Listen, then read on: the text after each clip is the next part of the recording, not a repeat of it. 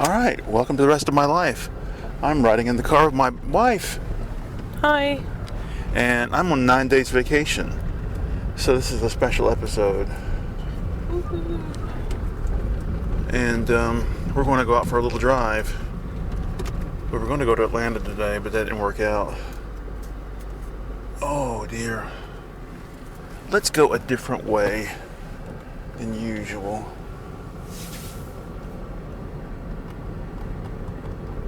Oh, so, feeling better? Yeah. What should we talk about? I don't even know where to begin. I talked to my dad today. His brother and his brother's wife have COVID. Really? Yeah. And this is the couple. She insisted on going to Thanksgiving during COVID, when everyone was in lockdown, and 75% of the people that attended the function got COVID, and 2 people died. One of them was her mother. And last my dad knew is she's still an anti-vaxxer. Well,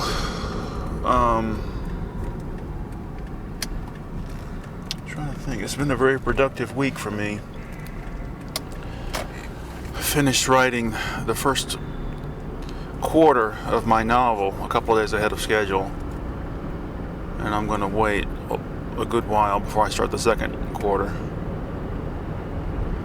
And did some drawing and some painting, some songwriting. In the same way that it's taken me a long time to get back into the groove of drawing a comic strip the way that I used to, it's taken me a while to get back in the groove of writing songs. And I think it's one of those things you have to do regularly. You know, I've kind of been on a kick lately to consider collecting all of Elton John's albums. And then you begin to think, well, God damn, how many records does he have? Because he's not one of these people who, well, he was a big hit and then he sort of dropped off for a while, and he's continued to make stuff on a regular basis, no matter what shit he's been going through. But there's a Goodwill right up the road, and they've had a copy of his album, The One, the last 2 times I've been in there, and I haven't got it because I just can't see spending money on a record I'm never going to listen to.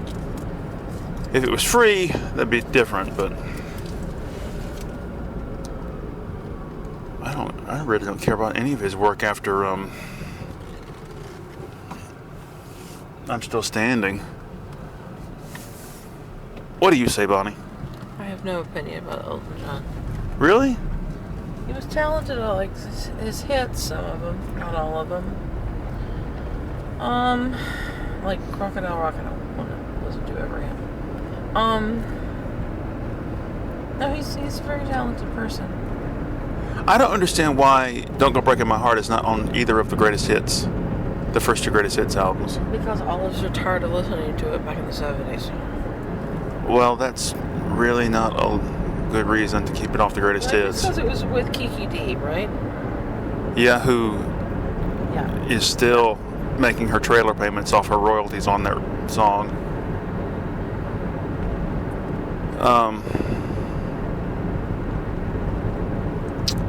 I love all that old 70s stuff.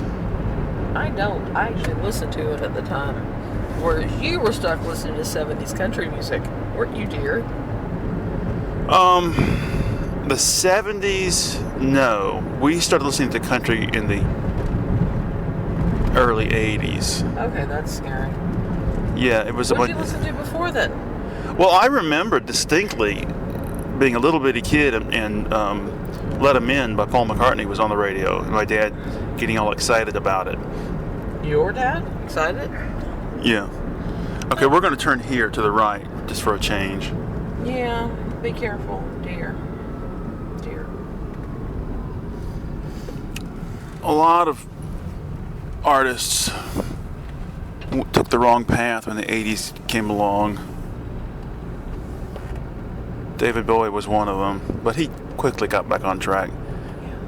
This collection of trailers here, as bad as that looks, it's nothing like what I saw today when I went out through Hull and up to Danielsville.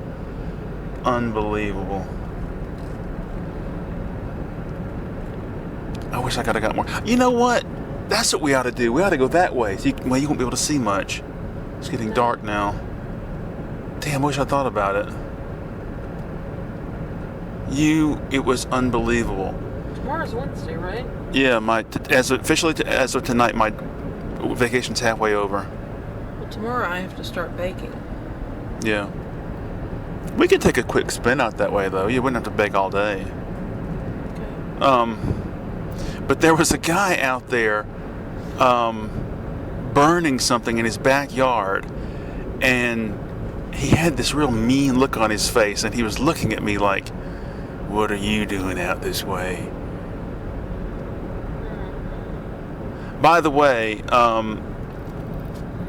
there's an old abandoned motel on the way up to Danielsville, and I've always driven by there and thought, On 29? yeah. And I don't recall having seen that. And I've always thought that looked really. I mean, it's been abandoned for 30 years or more. I don't know where it is you're talking about. I'll show you. I took a picture of it. But anyway, so I stopped and got out, and sure enough, it is an old motel with maybe 7 rooms. It's got like a manager's office and like 7 rooms, and it's in the middle of nowhere. A motel, and you wonder. Who thought it would be a good idea to build a motel out here in the middle of nowhere?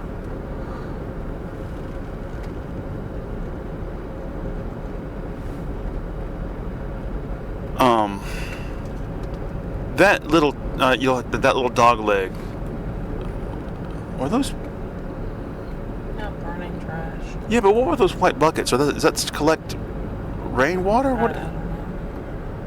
Were they the big squares? No, those round. Which way do you get? You go right, don't you? You go right if you're going to Winterville. What's left? The fairgrounds. Oh, this is Dunlap. Stop. This is Dunlap. Okay, all right. Well, all right. I finished watching the 4th season of Peep Show today, and I was misled into believing that the last episode of the 4th season ended exactly the way the first show began, and it doesn't. But it was still fun. I'm gonna watch a couple of episodes after this, because supposedly after the 4th season is when it started to go downhill. Although some people online claim it was good for a lot of the run. But the last episode is where Mark and Sophie get married, and they're both miserable at the altar, and they're crying because they don't want to go through with it. And it reminded me of when Bonnie and I went to get married, and we're on our way, and just something about Bonnie's demeanor gave me the clue that she was getting cold feet, and at any moment she was going to go, let's turn around and go back. So I made up a game to distract her on the way up there, so because I wasn't going to let her get away. There's a sharp curve here coming up. What do you say to that memory, Bonnie? It's true.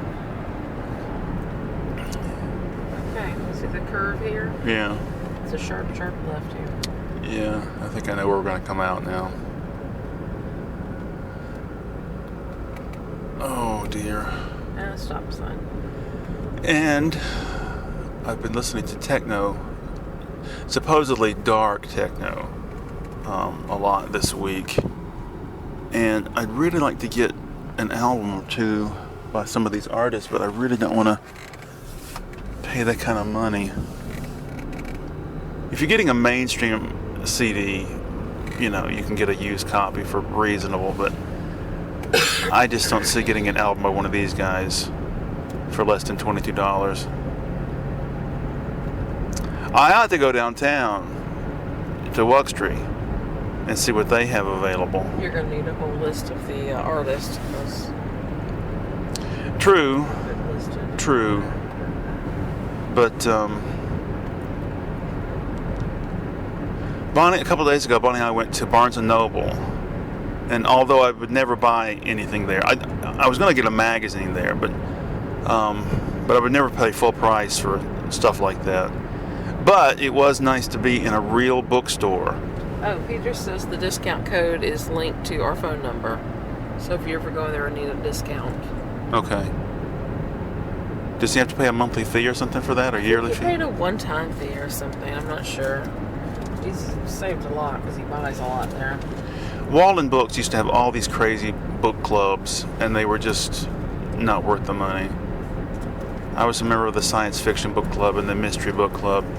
I've still got the membership card somewhere.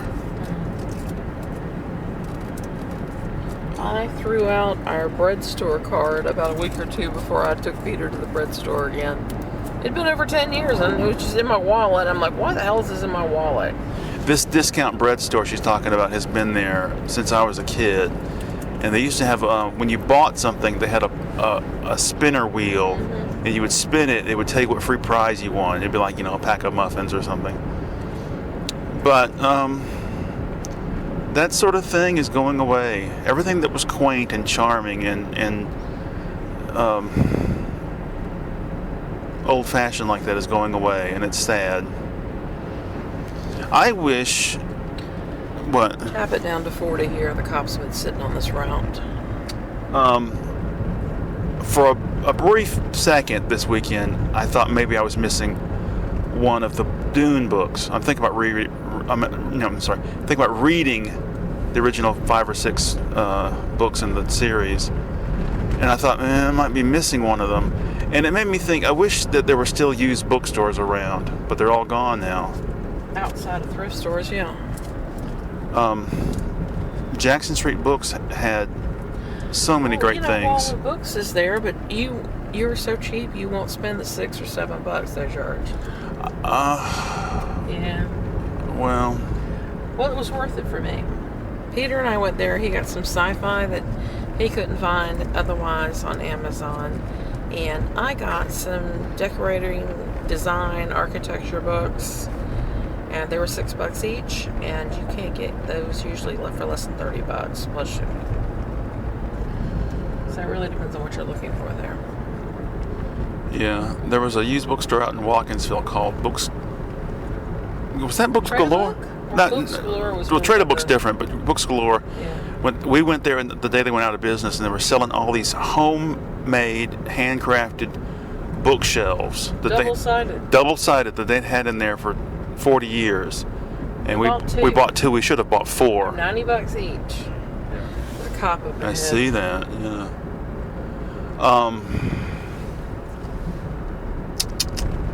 Trying to think. Yeah, and there used to be a store out there called Trade-A Book, and that was just a fantastic place. Looks like he's diverting traffic, or we're having. Huh. It's hard to tell from this distance. I don't know where he's at. He may be in that parking lot, the old insurance place. Yeah. Do you want to try to go out to Hull and look? I don't know if you've been. I don't think we can see anything. Okay.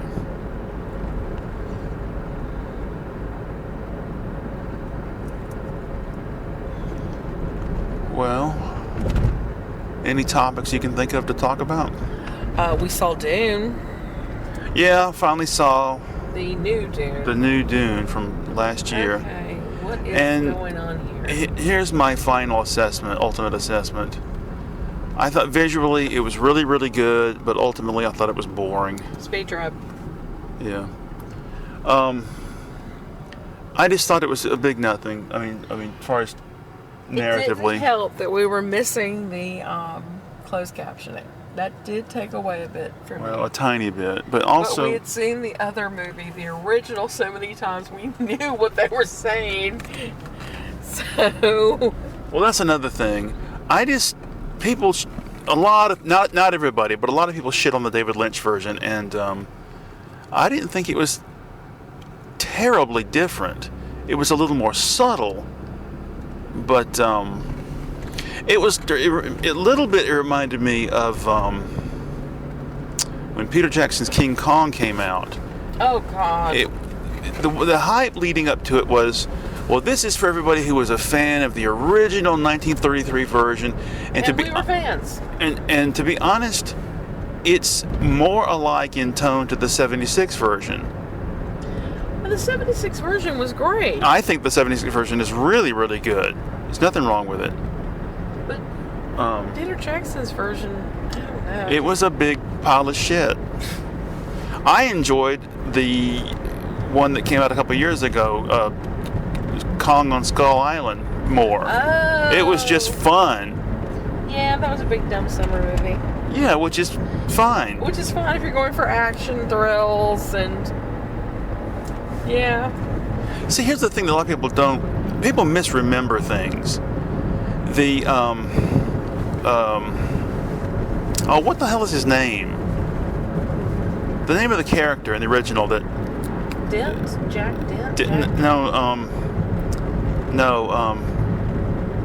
Denham. I can't remember his first name. Carl Denham, the guy who gets the voyage together. People misremember that he's the bad guy, but he's not a bad guy at all. Kong is the bad guy. Everybody forgets that. And when they did the Peter Jackson version, Jack Black, who I don't have the time of day for, plays that character, and he's just this, P.T. Barnum, huckster, Machiavellian Jack mover. Yeah, and it just... Look, I can't sit there back when you do that, please. And Kong is the misunderstood giant ape that kills people. I don't... Our daughter loved King Kong, the original King Kong. Remember that? Yeah. So much so she started tying her Barbie dolls to stakes. Like the Fay Wray character was tied up as an offering. Yeah. And she started yelling at King Kong to put that girl down. Remember? Yeah. Oh, she was a little thing. bitty thing. We're watching it, and she got up in the middle of it and went storming off to her room and said, "I'm gonna get a gun and shoot that King Kong." Oh my God. She was so... Was that the year your parents gave the kids BB guns or something?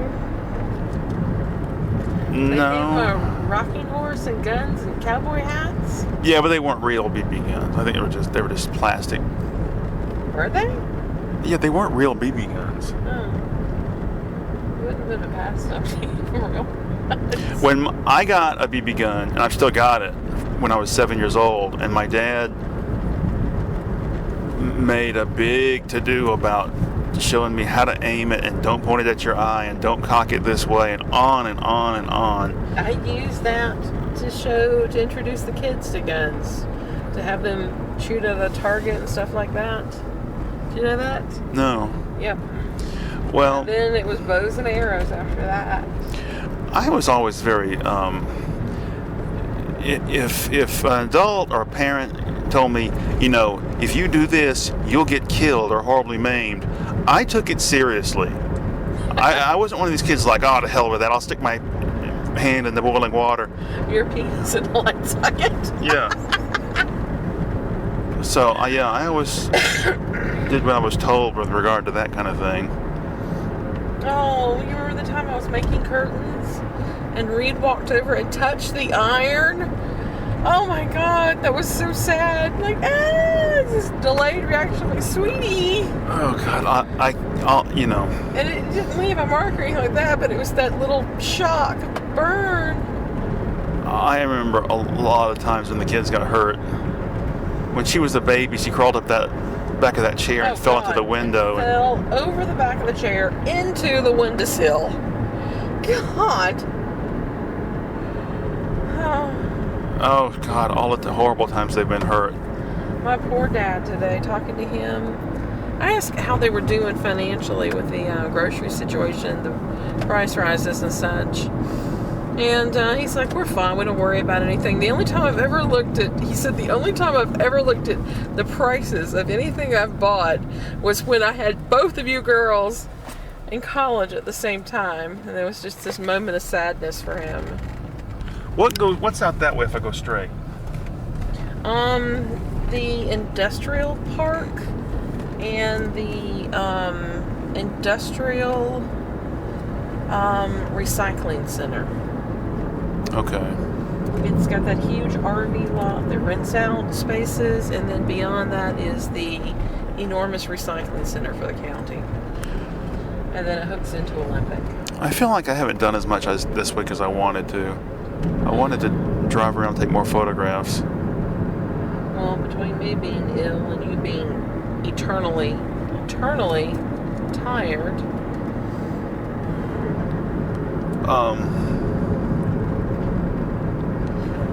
Yeah.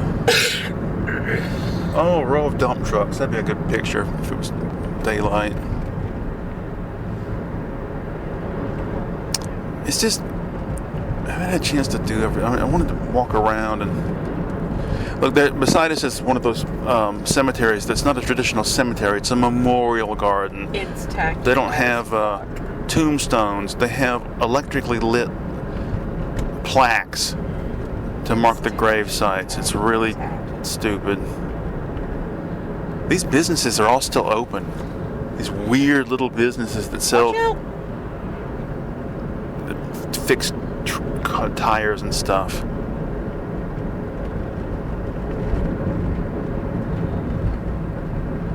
All right. So we got it up. That's 6 o'clock. All Time for right. you to pull over and take your pills. All right. We will call it quits for now. See you later.